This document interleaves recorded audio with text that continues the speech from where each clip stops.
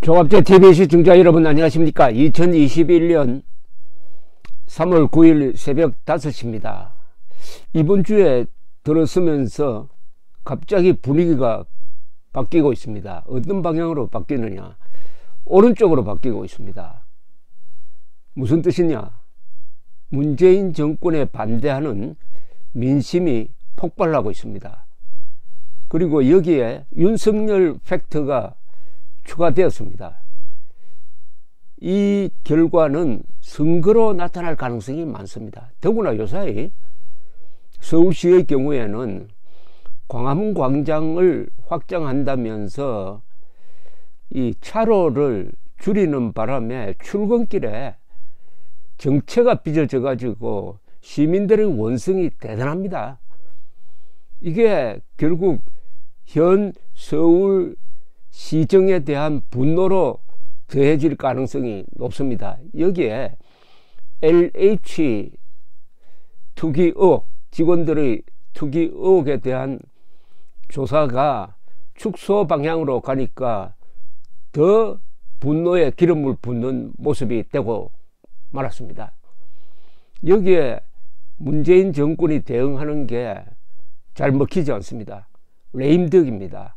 이래저래 서울시장 선거, 부산시장 선거에 문재인 정권이 내놓는 대책마다 부작용이 일어나고 있습니다. 부산에서는 가덕도 공항 미끼가 먹히지 않습니다. 부산 시민들이 물지 않습니다. 오히려 가덕도 공항 특별법에 동조한 바보 같은 국민의힘 국회의원들에 대한 비아냥이 늘어나고 있습니다. 이 부산 시민들의 민주의식을 아주 착각한 사람들의 아주 우스운 모습입니다. 민심이 역시 힘이 있구나 하는 것을 느끼게 합니다. 그러다 보니까 각종 가상 대결에서 지금 민주당 후보로 유력시 되고 또는 후보로 확정된 두 사람이 부산, 서울에서 밀리고 있습니다. 이게 정권 교체로 가는 거대한 파도가 일고 있는 것이 아니냐, 이 권력의 뚝이 무너지고 있는 것이 아니냐 하는 생각까지 듭니다.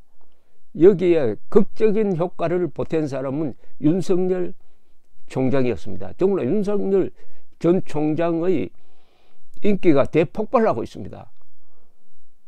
사퇴한 이후에 실시된 두 여론조사에서 거의 압도적으로 1위가 되었습니다. 한 14% 자기 대권 후보 적합도 조사에서 한 13, 14%를 하다가 배로 뛰어버리고 말았습니다. 30%. 그리고 이재명 지사가 1등을 달리다가 2등으로 내려앉고 하는 이런 사태는 이게 민심의 거대한 분노가 한꺼번에 닥친 것이 아니냐 하는 생각이 듭니다. 원래 이런 큰 사건이 일어날 때는 보면은 여러 일들이 한꺼번에 모입니다. 시냇물이 모여가지고 강물을 만들듯이 여러 요소들이 한꺼번에 쭉 모여가지고 임계점을 넘으면서 동시에 폭발해 버립니다. 그런 어떤 느낌을 받는데, 어제 문재인 대통령이 한 이야기는 또 사람들의 분노를 촉발시키는 이야기를 했는데, 이걸 지금 제가 소개를 해드려야 마느냐 고민을 했습니다. 왜냐하면은 하나마나한 이야기인데 얼마나 지금 현실과 동떨어졌는지 조금 앞에 이 부분만 소개해 드릴게요. 어제 오후 청와대에서 법무부와 행정안전부로부터 2021년 업무보고를 받고 검찰의 공정성에 대한 신뢰가 나아지지 않고 있다. 왜 그렇습니까?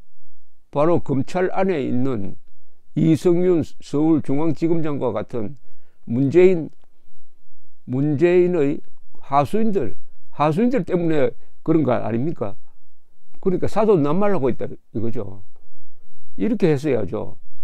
내가 윤석열 총장에게 사안 권력을 수사하라고 했다. 근데 윤석열 총장은 내 명령을 받들어서 충실히 이행을 했는데 여기에 계속 태클을 건 사람들 때문에 검찰의 신뢰가 손상되고 있다. 이렇게 말해서야 정상적인 사람 아니겠습니까? 검찰은 우리 사회 정의 실현의 중추이며 가장 신뢰받아야 할 권력기관이다. 검찰권의 행사가 자의적이거나 선택적이지 않고 공정하다는 신뢰를 국민들께 드릴 수 있어야 한다. 대다수 검사들의 묵묵한 노력에도 불구하고 검찰의 공정성에 대한 신뢰가 나아지지 않고 있다. 검찰개혁은 검찰이 스스로 개혁에 앞장서야만 성공할 수 있다. 특히 사건 배당에서부터 수사와 기소 또는 불기소의 처분에 이르기까지 권한을 가진 사람들이 마음대로 하는 것이 아니라 객관적인 규정과 기준에 따라서 공정하게 이루어지는 제도의 개선이 반드시 있어야 할 것이다. 이건 완전히 자기 보고 하는 이야기네요. 문재인이 문재인을 지금 비판하고 있습니다. 이거 전부 다 문재인 정권이 한 거거든요. 검찰 개혁은 검찰이 스스로 개혁에 앞장서야만 성공할 수 있는데 검찰 개혁이라고 해놓고 사실은 권력 가진 사람은 수사하지 말라라는 방향으로 검찰 해체를 하고 있지 않습니까? 객관적인 규정과 기준에 따라 공정하게 법행정을 집행하는 것이 아니라 주관적으로 불공정하게 내로남불식으로 우리 사람이 먼저다는 식으로 그리고 저 쓰레기통에 들어간 계급 투쟁론적 법의식을 가지고 지금까지 대한민국의 법치를 파괴했지 않습니까? 아니 법치를 파괴한 문재인 대통령이 수사권 개혁과 공수처 출범으로 권력기관 개혁의 큰 걸음을 내딛게 되었다. 그러나 아직 완성된 것이 아니다. 견제와 균형, 인권 보호를 위한 기소권과 수사권 분리는 앞으로 꾸준히 나아가야 할 방향이라고 강조를 했는데 지금 사법부를 그동안에 문재인 정권이 어떤 식으로 요리를 했습니까? 사법부를 수사권과 기소권 분리를 왜 합니까? 수사권과 기소권은 하나가 돼가지고 재판에서 공정한 재판이 하도록 유기적으로 협력을 해야지 수사권과 기소권 분리가 공정한 거하고 무슨 관계가 있습니까? 아무 의미 없습니다. 권력이 검찰에 개입하지 않으면 검찰은 항상 공정할 수가 있었던 것입니다. 지난 2년 동안 윤석열 씨가 검찰에 대한 권력의 개입과 맞서서 싸웠고 그래서 몰아낸 것 아니겠습니까? 사실상 몰아낸 거죠. 본인이 견디지 못하고 사표 쓰고 나오니까 국민들이 박수를 보낸다 등등 이런 진행 상황을 보면은 이 큰 구도는 윤석열 때 문재인입니다.